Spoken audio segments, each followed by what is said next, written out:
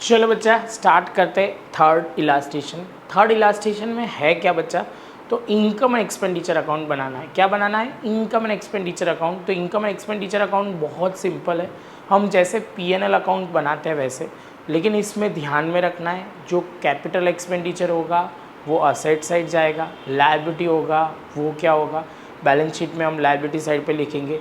तीसरा जो important point है, जो करंट ईयर की इनकम एंड एक्सपेंस होंगे वही कंसिडर करेंगे हम। लास्ट ईयर की इनकम और एक्सपेंस होगा वो प्लस, जो इंक्लूडेड होगा तो प्लस माइनस कर देंगे।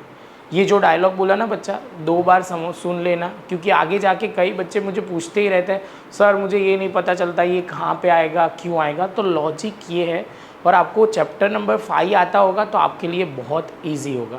चलो बच्चा स्टार्ट करते हैं। तो सबसे पहले, और ये तो बच्चा मैं इसमें से करवा रहा हूँ, आपको पता ही है आगे सारे सम भी है तो वो प्रॉपर देख लोगे तो ये बहुत इजीली कनेक्ट कर पाओगे, समझ जाओगे।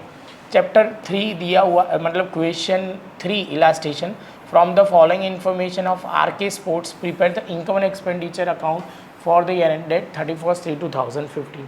तो यहाँ पे हम हेडिंग लगा देंगे income and expenditure account of RK sports club for the year ended on 31/3/2015। चलो बच्चा स्टार्ट करते हैं। तो यहाँ पे सबसे पहले एडजस्टमेंट से ऑलवेज होता है। तो सब्सक्रिप्शन ऑफ आउटस्टैंडिंग इज़ 10,000, तो सब्सक्रिप्शन मिलना बाकी है 10,000 का। तो यहाँ पे सबसे पहले सब्सक्रिप्शन रिसीव मुझे दिया गया है 10,000 का, तो हम क्रेडिट साइड पे जाएंगे। तो क्रेडिट साइड पे सब्सक्रिप्शन लिखेंगे जो हमें दिया गया है, और आउटस्टैंडिंग जो करंट ईयर का है टोटल करके हम 20,000 यहाँ पे लिख देंगे।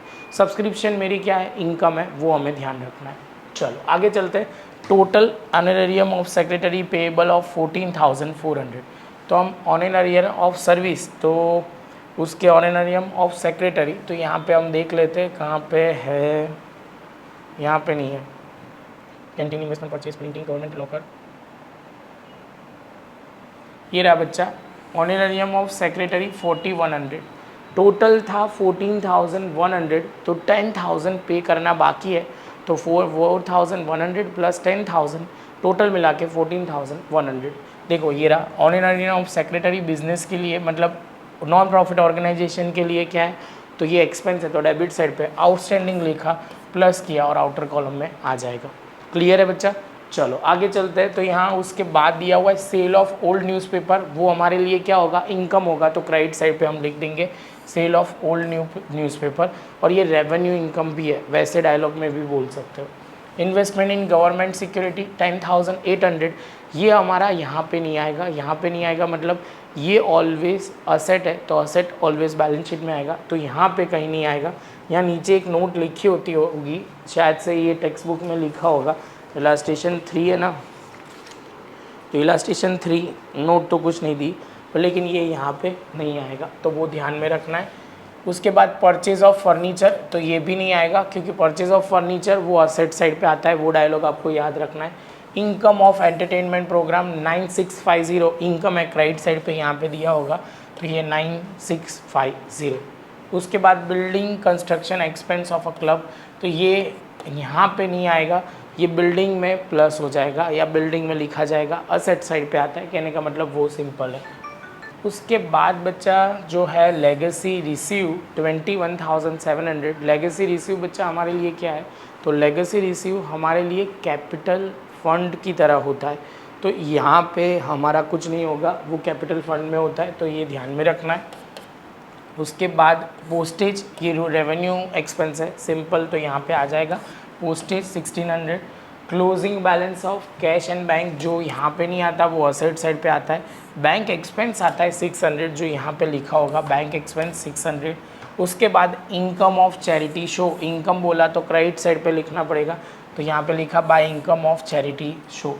उसके बाद ग्राउंड मेंटेनेंस एक्सपेंस जो 2600 है, तो ग्राउंड मेंटेनेंस एक्सपेंस 2600 हमने यहाँ पे लिख दिया।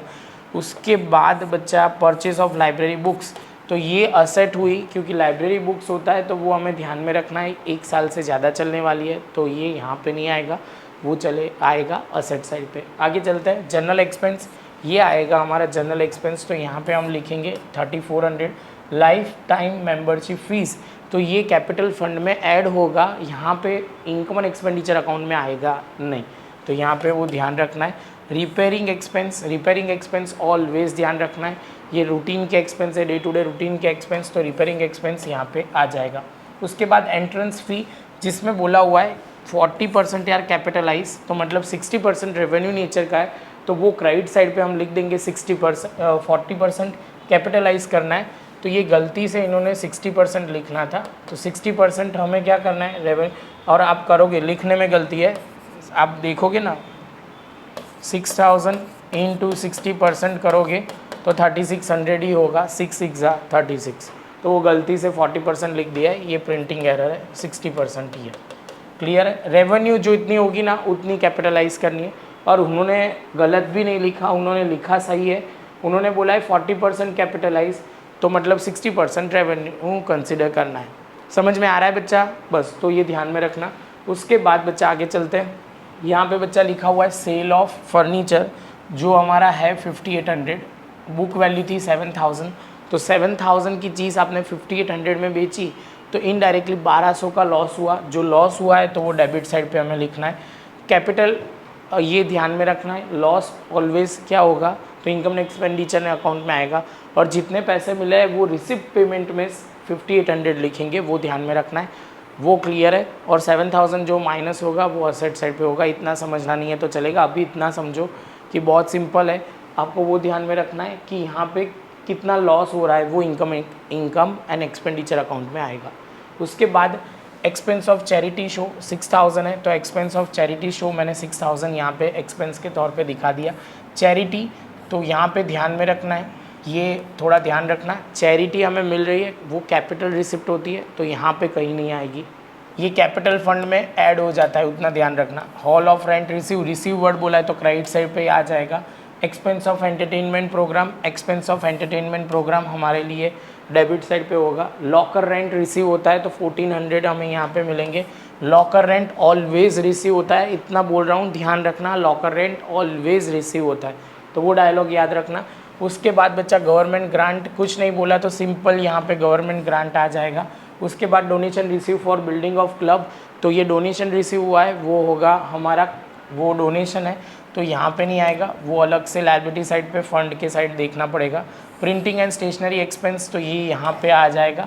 उसके बाद टूर्नामेंट एक्सपेंस, ये भी हमारे लिए डेबिट साइड पे आ जाएगा। सब्सक्रिप्शन ऑफ न्यूज़पेपर हमारे लिए एक्सपेंस है, रेवेन्यू एक्सपेंस है, तो यहाँ पे आ जाएगा। ओपनिंग कैश बैलेंस से कोई लेना देना नहीं है। इन्वेस्टमेंट इंटरेस्ट, तो ये ऑलवेज क्रेडिट साइड पे आएगा, जो ध्यान में रखना है। उसके बाद परचेज ऑफ स्पोर्ट्स इक्विपमेंट, वो असेट साइड पे आएगा, जो ध्यान रखना है। कैंटीन एक्सपेंस, तो कैंटीन एक्सपेंस बिजनेस के लिए क्या होगा, डेबिट साइड पे आएगा। Income from sale of sports equipment, अब कितनी इनकम हुई है तो 700, इसमें कोई हमें नहीं दिया, कोई और मतलब कोई और चीज़ मतलब कॉस्ट और कुछ नहीं दिया, तो इसका मतलब यहाँ पे हम सीधा लिख देंगे income of sale of sports equipment, वो ध्यान में रखना है। उसके बाद एनुअल फंक्शन एक्सपेंस है, तो यहाँ पे हमने सिंपल डेबिट साइड पे लिख दिया। अब जैसे ये ख़त्म होता है तो आपको दो साइड का टोटल पहले चेक करना पड़ेगा। इसमें क्रेडिट साइड का टोटल ज़्यादा है तो हमने क्रेडिट साइड पे लिख दिया, और यहाँ पे excess of income over expenditure, excess क्या है, इनकम किससे, एक्सपेंस से, तो इतना लिखना पड़ता है। यहाँ हम नेट प्रॉफिट नहीं लिख सकते, वो ध्यान में रखना है। तो excess of income over expenditure, और हम इसके साथ हमारा ये पॉइंट ख़त्म हो जाएगा। तो बच्चा है बहुत सिंपल, प्रैक्टिस की बहुत ज़रूरत होती है, ये इजीली समझ में नहीं आएगा। बहुत बच्चों को वही नहीं समझ में आएगा कि आप इतनी स्पीड से बोल रहे हो, ये एक्सपेंस, ये असेट, ये फंड, ये बहुत प्रैक्टिस से बच्चा आपको भी आ जाएगा। और आपको ये स्टार्टिंग से पहले के सम देख लेना है, उसके बाद ही ये सम देखना है। ये क्या है, क्विक रिवीजन होगा, बहुत फास्ट जाएगा। ठीक है बच्चा, चलो मिलते हैं नेक्स्ट लेक्चर में नए सम के साथ।